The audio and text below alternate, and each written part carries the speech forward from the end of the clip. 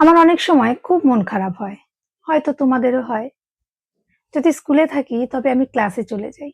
আর বাড়িতে থাকলে স্কুলের সেই মেয়েগুলোর মুখ মনে পড়ে। আমি ওদের কথা ভাবি।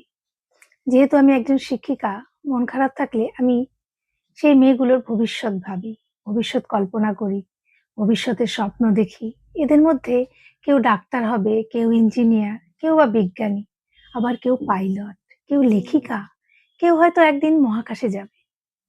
এই ছোট ছোট মেয়েগুলোর ভেতরে রয়েছে কত উজ্জ্বল সম্ভাবনা, কত বড় বড় জীবন তৈরি হচ্ছে আমার এই হাত ধরে। মন খারাপ থাকলে এই কথাগুলো ভাবলেই হঠাৎ যেন ভেতরে একটু আলো জ্বলে ওঠে। আমি বুঝতে পারি আমি শুধু পড়াচ্ছি না, আমি ভবিষ্যৎ তৈরি করছি।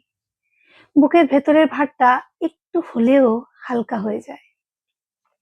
বাড়িতে থাকলেও যখন ওদের মুখগুলো মনে করি, ওদের হাসি, ওদের সেই চোখ, ওদের সেই স্বপ্ন আর সেই ভাবনাগুলোই আমাকে আবার জীবনের মধ্যে ফিরিয়ে আনে।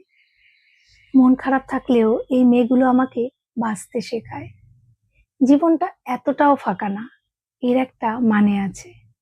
হয়তো সব দিন সহজ না, হয়তো সব কষ্টের উত্তর পাই না ঠিকই, তবু আমি জানি আমি কিছু ভালো জিনিসের সাথে জড়িয়ে আছি, কিছু বড় বড় স্বপ্নের সাথে, কিছু আগামী দিনের আলোর সাথে। আর এইটুকুই আমাকে টিকিয়ে রাখে, ভেঙে পড়তে দেয় না। এই জন্যই হয়তো মন খারাপ হলেও আমি আবার উঠে দাঁড়াই, চুপচাপ, নিজের ভেতরের আলোটুকু বুকে নিয়ে।